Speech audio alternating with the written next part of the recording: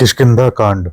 माया से मनुष्य रूप धारण किए सबके हितकारी रघुकुल के श्रेष्ठ श्री राम और श्री लक्ष्मण दोनों भाई निश्चय ही हमें भक्ति प्रदान करें। वे पुण्यात्मा पुरुष धन्य हैं जो श्री राम नाम रूपी अमृत का निरंतर पान करते रहते हैं। श्री राम फिर आगे चले। ऋषमुख पर्वत निकट आ गया था। वहां मंत्रियों सहित सुग्रीव रहते थे। जब सुग्रीव ने श्री राम और श्री लक्ष्मण को आते देखा तो वे अत्यंत भयभीत होकर हनुमान जी से बोले, हे हनुमान, तुम ब्रह्मचारी का रूप धारण करके जाकर देखो। यदि ये दोनों बाली के भेजे हुए हों तो मैं तुरंत इस पर्वत को छोड़कर भाग जाऊं। हनुमान जी ने ब्राह्मण का रूप धारण कर श्री राम और लक्ष्मण के पास जाकर बोला, हे स्वामी, आप लोग कौन हैं और किस कारण वन में विचर रहे हैं?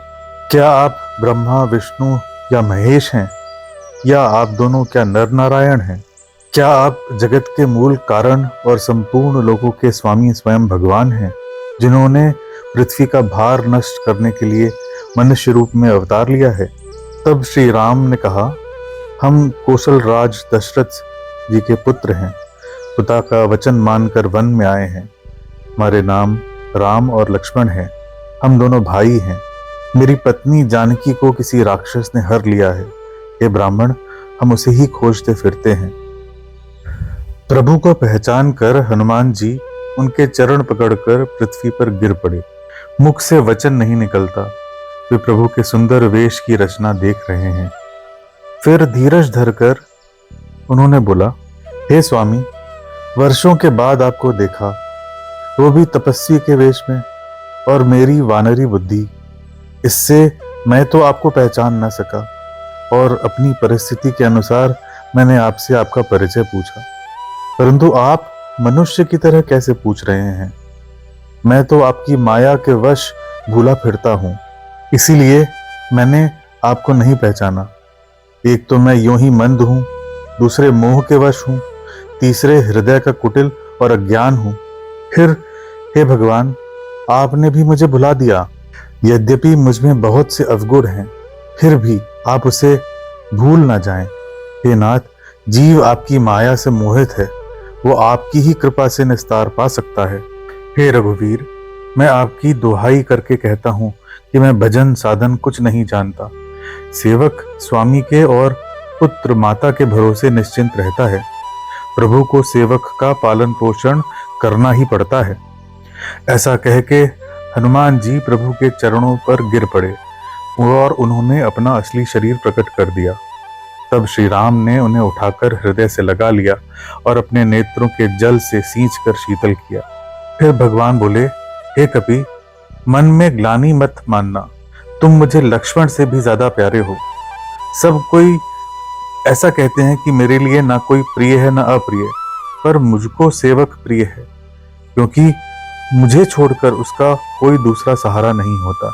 और हे हनुमान, सेवक वही है जिसकी ऐसी बुद्धि कभी नहीं टलती कि मैं सेवक हूं और ये चराचर जगत मेरे स्वामी का रूप है। स्वामी को प्रसन्न देखकर हनुमान जी के हृदय में हर्ष छा गया और उनके सब दुख जाते रहे। उन्होंने कहा, हे नाथ, इस पर्वत पर वानर राज सुग्रीव रहते हैं। हे नाथ, उनसे मित्रता कीजिए और उन्हें दीन जानकर निर्भय कर दीजिए। वह सीता जी की खोज करने में मदद करेंगे। जब सुग्रीव ने श्री राम को देखा तो अपने जन्म को अत्यंत धन्य समझा। चरणों में मस्तक नवाकर वे उनसे आदर सहित मिले। हनुमान जी ने दोनों ओर की सब कथा सुनाकर अग्नि की साक्षी देकर प्रतिज्ञा पूर्वक उनकी मैत्री करवा दी। सुग्रीव ने नेत्रों में जल भरकर श्री राम से कहा, हे राम, जानकी जी मिल जाएंगी। एक बार मैं यहाँ मंत्रियों के साथ बैठा हुआ कुछ विचार कर रहा था, तब मैंने शत्रु के वश में पड़ी बहुत विलाप करती हुई सीता जी को आकाश मार्ग से जाते देखा था। हमें देखकर उन्होंने राम राम पुकार कर वस्त्र गिरा दिया था। श्री राम जी ने वस्त्रों को हृदय से लगाकर बहुत दुख माना। सुग्रीव कहते हैं, हे रघुवीर, मन में धीरज लाइए। मैं वो सब उपाय करूंगा जिससे जानकी जी आपको मिल जाएं। कृपा के समुद्र श्री राम जी सखा सुग्रीव के वचन सुनकर हर्षित हुए और बोले, हे सुग्रीव, तुम वन में किस कारण रहते हो? सुग्रीव ने कहा, हे नाथ, बाली और मैं दो भाई हैं और हम दोनों में ऐसी प्रीति थी कि वर्णन नहीं की जा सकती। एक बार मैं दानव का पुत्र मायावी हमारे गांव में आया। उसने आधी रात को नगर के फाटक पर आकर बाली को ललकारा। बाली शत्रु के ललकार को सह नहीं सका। वह दौड़ा और उसे देखकर मायावी भागा। मैं भी भाई के संग हो लिया। मायावी एक पर्वत की गुफा में जा घुसा। तब बाली ने मुझे समझाकर कहा कि तुम 15 दिन तक मेरी बाट देखना।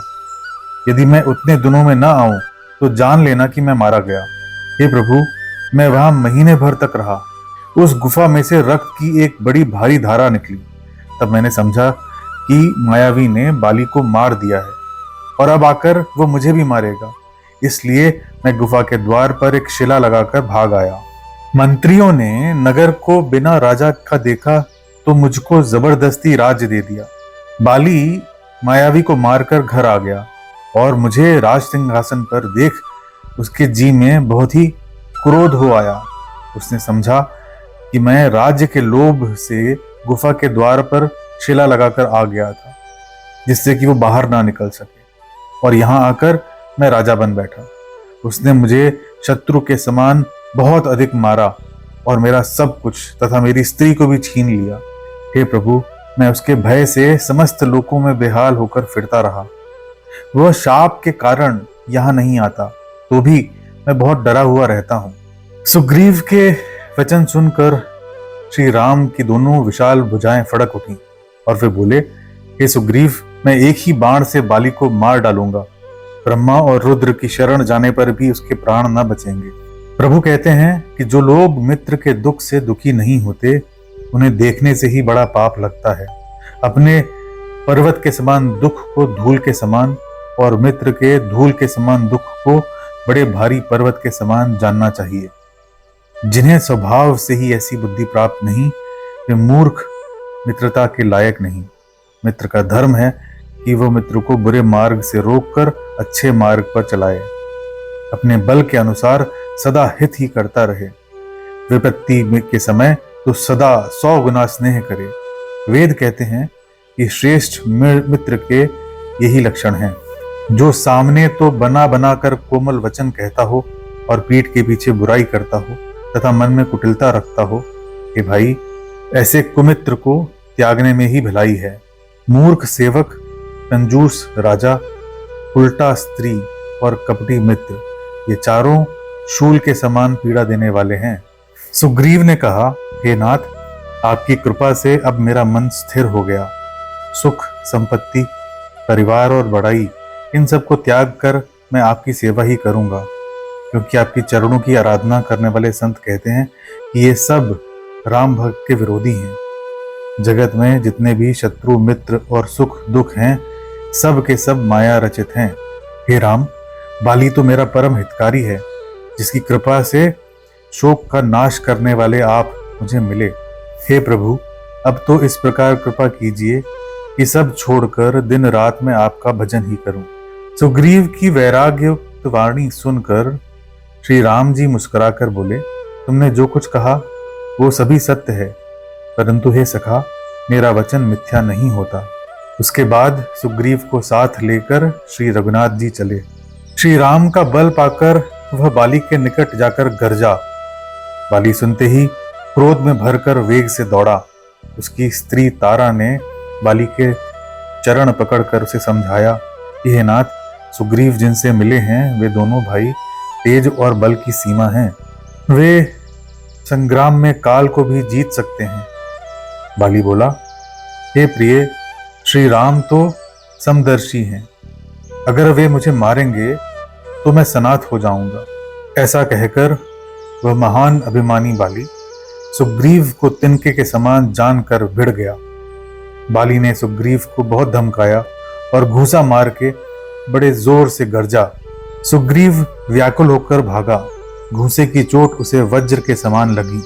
श्री राम ने सुग्रीव को समझाते हुए कहा, तुम दोनों भाइयों का एक सा ही रूप है, इसी भ्रम से मैंने उसको नहीं मारा। फिर श्री राम ने सुग्रीव के शरीर को हाथ से स्पर्श किया, जिससे उसका शरीर वज्र के समान हो गया और सारी पीड़ा जाती रही। उसके बाद श्री राम जी ने सुग्रीव के गले में फूलों की माला डालकर और उसे बड़ा भारी बल देकर पुनः भेजा। दोनों में फिर युद्ध हुआ। श्री राम वृक्ष की आड़ से देख रहे थे। सुग्रीव ने बहुत से छल बल किए, लेकिन अंत में भय मानकर हृदय से हार गया। तब श्री राम ने तान कर बाली के हृदय में बाण मार दिया। बाण लगते ही बाली व्याकुल होकर पृथ्वी पर गिर पड़ा। फिर प्रभु को आगे देखकर वह उठ बैठा। बाली ने बार बार भगवान की ओर देखकर चित्त को उनके चरणों में लगा दिया। प्रभु को पहचान कर उसने अपना जन्म सफल माना। वह श्री राम की ओर देखकर बोला, हे गोसाई, आपने तो धर्म की रक्षा के लिए अवतार लिया है और मुझे व्याध की तरह छिपकर मारा। मैं वैरी और सुग्रीव प्यारा। हे नाथ, किस दोष से आपने मुझे मारा? श्री राम ने कहा, हे मूर्ख, छोटे भाई की स्त्री, बहन, पुत्र की स्त्री और कन्या, ये चारों समान होते हैं। इनको जो कोई बुरी दृष्टि से देखता है, उसे मारने में कोई पाप नहीं होता। हे मूढ़, तुझे अत्यंत अभिमान है। तूने अपनी स्त्री की सीख पर भी कान नहीं दिया। सुग्रीव को मेरी भुजाओं के बल का आश्रित जानकर भी तूने उसे मारना चाहा। तब बाली हाथ जोड़कर बोला, हे राम, अंतकाल में आपकी शरण पाकर भी अब भी मैं पापी ही रहा, मुझे क्षमा करिए। बाली की अत्यंत कोमल वाणी सुनकर श्री राम ने उसके सिर को अपने हाथ से स्पर्श किया और कहा, मैं तुम्हारे शरीर को अचल कर देता हूं, तुम प्राणों को रख लो। बाली कहता है, हे कृपा निधान, मुनिगण प्रत्येक जन्म में अनेकों प्रकार का साधन करते रहते हैं, फिर भी अंत काल में उनके मुख से राम नाम नहीं निकलता। जिनके नाम से शंकर जी काशी में सबको मुक्ति देते हैं, वह श्री राम स्वयं मेरे नेत्रों के सामने आ गए हैं। हे प्रभु, ऐसा संयोग क्या फिर कभी बनेगा? श्रुतियां नेति नेति कहकर निरंतर जिनका गुणगान करती रहती हैं, तथा मुनिगण ध्यान में जिनकी शायद ही कभी झलक पा पाते हैं, वे ही प्रभु साक्षात मेरे सामने प्रकट हैं। आपने मुझे अत्यंत अभिमानी जानकर कहा है कि शरीर रख लो, परंतु ऐसा मूर्ख कौन होगा जो हठ पूर्वक कल्प वृक्ष को काट कर बाढ़ लगाएगा? हे नाथ, अब मुझ पर दया दृष्टि कीजिए और मैं जो वर मांगता हूं उसे दीजिए। मैं कर्मवश जिस किसी योनि में भी जन्म लूं, वहीं आपके चरणों में प्रेम करूं। हे प्रभु, मेरा ये पुत्र अंगद विनय और बल में मेरे ही समान है, इसे स्वीकार कीजिए। श्री राम के चरणों में दृढ़ प्रीति करके बाली ने शरीर को वैसे ही त्याग दिया जैसे हाथी अपने गले से फूलों की माला का गिरना न जाने। तब श्री राम की आज्ञा पाकर सुग्रीव ने विधि पूर्वक बाली का सब मृतक कर्म किया। तत्पश्चात लक्ष्मण जी ने प्रभु की आज्ञा के अनुसार सब नगर निवासियों को और ब्राह्मणों के समाज को बुला लिया और उनके सामने सुग्रीव को राज्य और अंगद को युवराज पद दिया। फिर श्री राम ने सुग्रीव को बुलाया और बहुत प्रकार से उन्हें राजनीति की शिक्षा दी और कहा कि मैं 14 वर्ष तक गांव में नहीं जाऊंगा। ग्रीष्म ऋतु बिताकर वर्षा ऋतु आ गई है, मैं पास के ही पर्वत पर रुका रहूंगा। तुम अंगद सहित राज्य करो, मेरे काम का हृदय में सदा ध्यान रखना। इसके बाद श्री राम प्रवर्षण पर्वत पर जा रुके। प्रवर्षण पर्वत पर मधु के लोभ से भौरे गुंजार कर रहे थे। जब से प्रभु आए, तब से वन में सुंदर कंद मूल फल और पत्तों की बहुत आयत हो गई। मनोहर और अनुपम पर्वत को देखकर श्री राम छोटे भाई सहित वहीं रह गए। देवता, सिद्ध और मुनि भौरों, पक्षियों और पशुओं के शरीर धारण कर प्रभु की सेवा करने लगे। जब से रमापति वहां निवास करने लगे, तब से वन मंगल स्वरूप हो गया। श्री राम छोटे भाई लक्ष्मण से भक्ति, वैराग्य, राजनीति और ज्ञान की अनेक कथाएं कहते हैं। वर्षा काल है, आकाश में छाए हुए बादल गरजते हुए बहुत ही सुहावने लगते हैं। श्री राम ने कहा, हे लक्ष्मण, देखो, मोरों के झुंड बादलों को देखकर नाच रहे हैं, जैसे वैराग्य में अनुरक्त गृहस्थ किसी विष्णु भक्त को देखकर हर्षित होते हैं। आकाश में बादल घुमड़ घुमड़ कर गोर गर्जना कर रहे हैं। बिजली की चमक बादलों में ठहरती नहीं, जैसे दुष्ट की प्रीति स्थिर नहीं रहती। बादल पृथ्वी के समीप आकर बरस रहे हैं, जैसे विद्या पाकर विद्वान नम्र हो जाते हैं। बूंदों की चोट पर्वत कैसे सहते हैं, जैसे दुष्टों के वचन संत सहते हैं। छोटी नदियां किनारों को तोड़कर कैसे चलती हैं, जैसे थोड़े धन से ही दुष्ट इतरा जाते हैं। पृथ्वी पर पड़ते ही पानी गंदा हो गया, जैसे शुद्ध जीव के माया लिपट गई हो। जल एकत्र होकर तालाबों में कैसे भर रहा है, जैसे सद्गुण एक एक करके सज्जन के पास चले आते हैं। नदी का जल समुद्र में जाकर वैसे ही स्थिर हो जाता है, जैसे जीव श्रीहरि को पाकर आवागमन से मुक्त हो जाता है। पृथ्वी घास से परिपूर्ण होकर हरी हो गई है, जिससे रास्ते समझ नहीं पड़ते। जैसे पाखंड मत के प्रचार से सदग्रंथ लुप्त हो जाते हैं। चारों दिशाओं में मेढकों की ध्वनि ऐसी सुहावनी लगती है, मानो विद्यार्थियों के समुदाय वेद पढ़ रहे हों। अनेकों वृक्षों में नए हरे हरे पत्ते ऐसे शोभित हो रहे हैं, जैसे साधक का मन विवेक प्राप्त होने पर हो जाता है। जैसे श्रेष्ठ राज्य में दुष्टों की एक भी नहीं चलती, उसी प्रकार मदार के वृक्ष बिना पत्ते के हो गए हैं। धूल कहीं खोजने पर भी नहीं मिलती, जैसे क्रोध का आवेश होने पर धर्म का ज्ञान नहीं रह जाता। लहलहाती हुई खेती से हरी भरी पृथ्वी वैसे ही शोभित हो रही है, जैसे उपकारी पुरुष की संपत्ति। रात के घने अंधकार में जुगनू वैसे ही शोभा पा रहे हैं, मानो दंभियों का समाज आज जुटा हो। भारी वर्षा से खेतों की क्यारियां फूट जाती हैं, जैसे स्वतंत्र होने से स्त्रियां बिगड़ जाती। चक्रवाक पक्षी दिखाई नहीं दे रहे, जैसे कलयुग को पाकर धर्म भाग जाते हैं। ऊसर में वर्षा तो होती है, पर वहां घास तक नहीं उगती, जैसे हरिभक्त के हृदय में काम नहीं उत्पन्न होता। जैसे सुराज पाकर प्रजा की वृद्धि होती है, वैसे ही पृथ्वी अनेक तरह के जीवों से भरी हुई शोभायमान है। जहां तहां अनेक पथिक थक कर ठहरे हुए हैं, जैसे ज्ञान उत्पन्न होने पर इंद्रियां शिथिल होकर विषयों की ओर जाना छोड़ देती हैं। कभी कभी वायु बड़े जोर से चलने लगती है, जिससे बादल जहां तहां गायब हो जाते हैं। वैसे ही जैसे कुपुत्र के उत्पन्न होने से कुल के उत्तम धर्म नष्ट हो जाते हैं। कभी बादलों के कारण दिन में घोर अंधेरा छा जाता है, और कभी सूर्य प्रकट हो जाते हैं। जैसे कुसंग पाकर ज्ञान नष्ट हो जाता है और सुसंग पाकर उत्पन्न हो जाता है। शरद ऋतु के आने पर श्री राम लक्ष्मण से कहते हैं, हे लक्ष्मण, देखो वर्षा बीत गई और परम सुंदर शरद ऋतु आ गई। फूले हुए काश से सारी पृथ्वी छा गई, मानो वर्षा ऋतु ने अपना बुढ़ापा प्रकट किया है। अगस्त के तारे ने उदय होकर मार्ग के जल को सोख लिया, जैसे संतोष लोभ को सोख लेता है।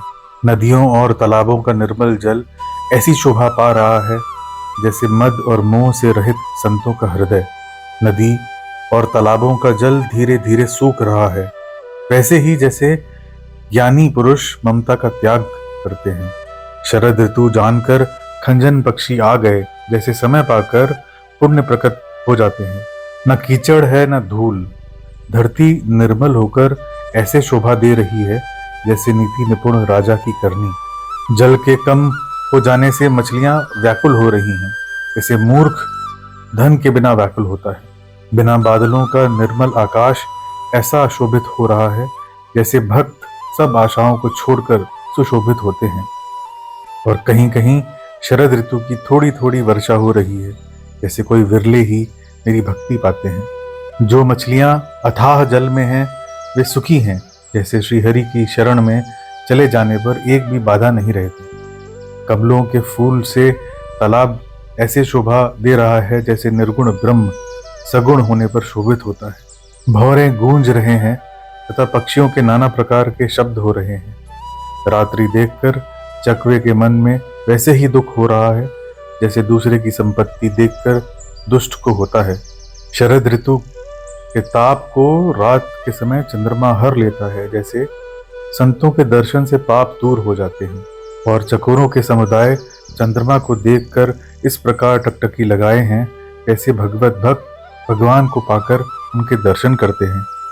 पृथ्वी पर जो जीव भर गए थे वे शरद ऋतु को पाकर वैसे ही नष्ट हो गए जैसे सदगुरु के मिल जाने पर संदेह और भ्रम के समूह नष्ट हो जाते हैं। वर्षा बीत गई, निर्मल शरद ऋतु आ गई, परंतु हे तात, सीता की कोई खबर नहीं मिली। राज्य, नगर और स्त्री पाकर सुग्रीव ने भी मेरी सुध बुला दी। लक्ष्मण जी ने जब क्रोध युक्त होकर धनुष चढ़ाकर बाण हाथ में लिए तब दया की सीमा श्री राम छोटे भाई को समझाकर कहते हैं कि हे तात, सखा सुग्रीव को केवल भय दिखलाकर ले आओ। इधर किष्किंधा नगरी में पवन कुमार श्री हनुमान जी ने विचार किया कि सुग्रीव ने श्री राम के कार्य को भुला दिया है। उन्होंने सुग्रीव के पास जाकर चरणों में सिर निभाया और साम दान दंड भेद चारों प्रकार की नीति कहकर उन्हें समझाया। हनुमान जी के वचन सुनकर सुग्रीव बहुत ही भयभीत हो गए और बोले, विषयों ने मेरा ज्ञान हर लिया। अब हे पवनसुत, जहां तहां वानरों के यूथ रहते हैं वहां दूतों के समूहों को भेज दो और कहला दो कि अगर 15 दिनों में जो ना आया उससे मेरे हाथों मरना होगा। तब हनुमान जी ने दूतों को बुलाया और सबको भय, प्रीति और नीति दिखलाई। सब बंदरों ने चरणों में सिर निभाया और चल पड़े। इसी समय लक्ष्मण जी नगर में आए और धनुष चढ़ाकर बोले कि नगर को जलाकर अभी राख कर दूंगा। नगर निवासियों को व्याकुल देखकर बालीपुत्र अंगद लक्ष्मण जी के पास आए और उनके चरणों में सिर निभाकर क्षमा याचना की। हनुमान जी ने भी तारा सहित जाकर लक्ष्मण जी के चरणों की वंदना की और प्रभु के सुंदर यश का बखान किया। वे विनती करके उन्हें महल में ले आए और चरणों को धोकर उन्हें पलंग पर बैठाया। तब वानर राज सुग्रीव ने उनके चरणों में सिर नवाया और लक्ष्मण जी ने हाथ पकड़कर उन्हें गले से लगा लिया। सुग्रीव बोले, हे नाथ, विषय के समान और कोई मद नहीं है। यह मुनियों के मन में भी क्षण मात्र में मोह उत्पन्न कर देता है। फिर मैं तो विषयी जीव ही ठहरा। सुग्रीव के विनय युक्त वचन सुनकर लक्ष्मण जी ने सुख पाया और उनको बहुत प्रकार से समझाया। तब हनुमान जी ने जिस प्रकार सब दिशाओं में दूतों के समूह गए थे वह सब हाल कह सुनाया और अंगद आदि वानरों को साथ लेकर श्री राम जी के छोटे भाई लक्ष्मण जी को आगे करके वहां चले जहां भगवान राम थे। श्री राम के चरणों में सिर नवाकर और हाथ जोड़कर सुग्रीव ने कहा, हे नाथ, मुझे कुछ भी दोष नहीं है। आपकी माया अत्यंत ही प्रबल है। जब आप दया करते हैं तभी ये छूटती है। हे स्वामी, देवता, मनुष्य और मुनि सभी विषयों के वश में हैं। फिर मैं तो पामर पशु और पशुओं में भी अत्यंत कामी बंदर हूं। और लोभ की फांसी से जिसने अपना गला नहीं बांधा, हे रघुनाथ, वो मनुष्य आप ही के समान है। ये गुण साधन से प्राप्त नहीं होते, आपकी कृपा से ही कोई कोई इन्हें पाता है। तब श्री राम मुस्कुराकर बोले, हे भाई, अब मन लगाकर वही उपाय करो जिससे सीता की खबर मिले। इस प्रकार बातचीत हो ही रही थी कि वानरों के झुंड आने लगे। अनेक रंगों के वानरों के दल सब दिशाओं में दिखाई देने लगे। सब वानर आ आकर श्री राम के चरणों में मस्तक नवाते हैं। सेना में एक भी वानर ऐसा नहीं था जिससे श्री राम ने कुशल न पूछी हो। तब सुग्रीव ने सबको समझाकर कहा कि हे वानरों, ये श्री राम का कार्य है और मेरा अनुरोध, तुम चारों ओर जाओ और जाकर जानकी जी को खोजो। हे भाई, महीने भर में वापस आ जाना। जो महीने भर की अवधि बिताकर बिना पता लगाए ही लौट आया उसे मुझे वध करवाना ही पड़ेगा।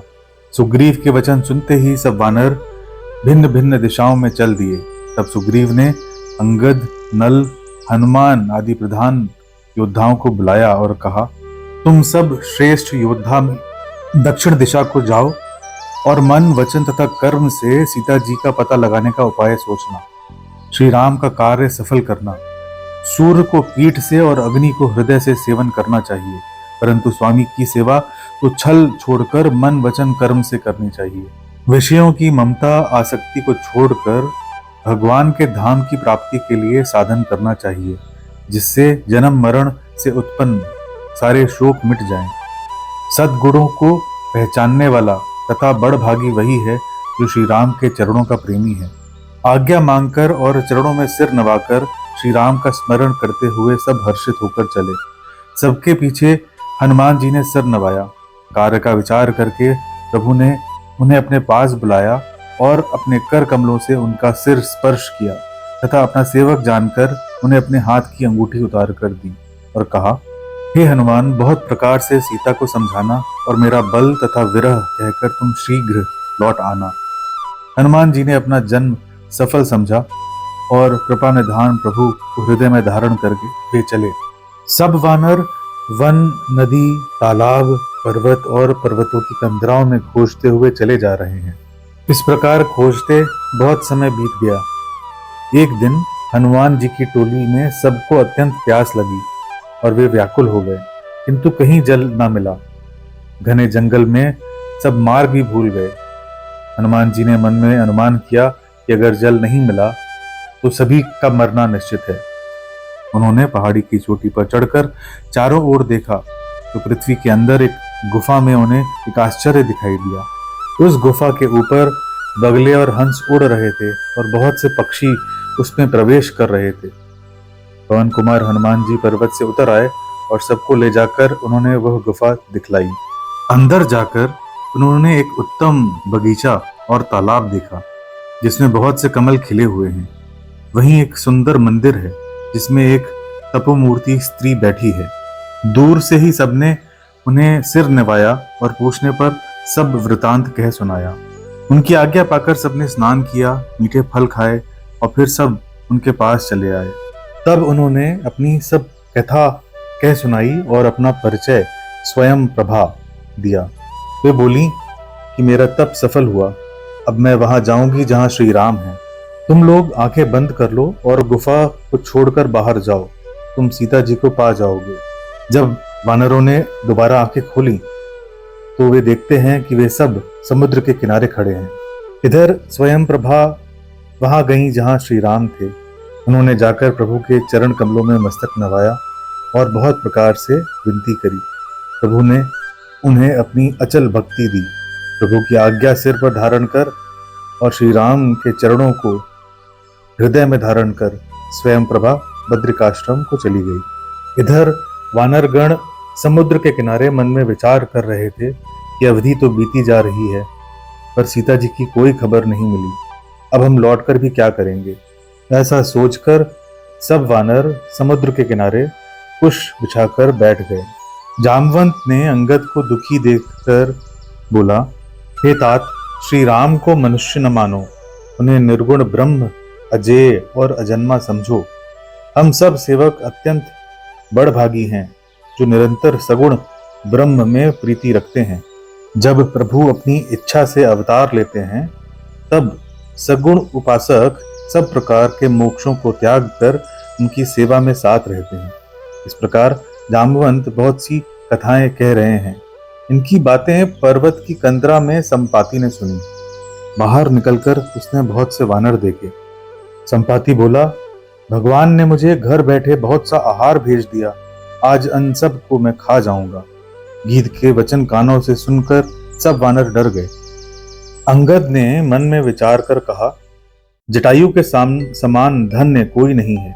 श्री राम के कार्य के लिए शरीर छोड़कर वह परम बड़भागी भगवान के परम धाम को चला गया। हर्ष और शोक से युक्त समाचार सुनकर संपाति वानरों के पास आया और जटायु का वृतांत पूछा। तब अंगद ने सारी कथा उसे कह सुनाई।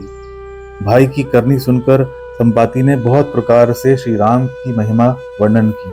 समुद्र के किनारे वानरों के साथ जटायु की क्रिया करके संपाति ने वानरों से बोला, त्रिकूट पर्वत पर लंका बसी हुई है, वहां स्वभाव से ही निडर रावण रहता है। वहां अशोक नाम का एक बगीचा है जहां सीता जी रहती हैं। इस समय भी वे सोच में मग्न बैठी हैं। मैं उन्हें देख रहा हूं, तुम नहीं देख सकते क्योंकि गीध की दृष्टि अपार होती है। क्या करूं, मैं बहुत बूढ़ा हो गया हूं, नहीं तो तुम्हारी कुछ सहायता तो अवश्य करता। जो 100 योजन समुद्र लांघ सकेगा और बुद्धि निधान होगा वही श्री राम का कार्य कर सकेगा। पापी भी जिनका नाम स्मरण करके अत्यंत अपार भव सागर से तर जाते हैं, तुम उनके दूत हो, इसलिए कायरता छोड़कर श्री राम को हृदय में धारण करके कुछ उपाय करो। तब उन वानरों के मन में अत्यंत विस्मय हुआ। सब किसी ने अपना अपना बल कहा, पर समुद्र के पार जाने में सभी ने संदेह प्रकट किया। जामवंत कहने लगे, मैं अब बूढ़ा हो गया, शरीर में पहले वाला बल नहीं रहा। जब खर के शत्रु श्री राम वामन बने थे, तब मैं जवान था और मुझ में बड़ा बल था। बलि के बांधते समय प्रभु इतने बढ़े कि उनका शरीर वर्णन नहीं किया जा सकता, किंतु मैंने 2 ही घड़ी में दौड़कर उस शरीर की 7 प्रदक्षिणाएं कर ली थी। अंगद ने कहा, मैं पार तो चला जाऊंगा, परंतु लौटते समय के लिए हृदय में कुछ संदेह है। तब जामवंत ने हनुमान जी से कहा, हे हनुमान, तुमने यह क्या चुप्पी साध रखी है? तुम पवन के पुत्र हो और बल में पवन के ही समान हो। तुम बुद्धि, विवेक और विज्ञान की खान हो। जगत में कौन सा ऐसा कठिन कार्य है जो तुमसे न हो सके? श्री राम के कार्य के लिए ही तो तुम्हारा अवतार हुआ है। यह सुनते ही हनुमान जी पर्वत के आकार के हो गए। उनका सोने जैसा रंग है, शरीर पर तेज सुशोभित है। हनुमान जी ने बार बार सिंहनाद करके कहा, मैं इस खारे समुद्र को खेल में ही लांघ सकता हूँ और सहायकों सहित रावण को मारकर त्रिकूट पर्वत को उखाड़ कर यहाँ ला सकता हूँ। हे जामवंत, मैं तुमसे पूछता हूँ कि मुझे क्या करना चाहिए? जामवंत ने कहा, हे तात, तुम जाकर इतना ही करो कि सीता जी को देखकर लौट आओ और उनकी खबर प्रभु को सुना दो। फिर श्री राम अपने बाहुबल से ही राक्षसों का संहार करके सीता जी को ले आएंगे। तब देवता और नारद आदि मुनि भगवान के तीनों लोकों को पवित्र करने वाले सुंदर यश का बखान करेंगे, जिसके सुनने, गाने, कहने और समझने से मनुष्य परम पद पाते हैं। जिनका नीले कमल के समान श्याम शरीर है, जिनकी शोभा करोड़ों कामदेवों से भी अधिक है और जिनका नाम पाप रूपी पक्षियों को मारने के लिए व्याध के समान है, उन श्री राम के गुणों इस समूह को अवश्य सुनना चाहिए।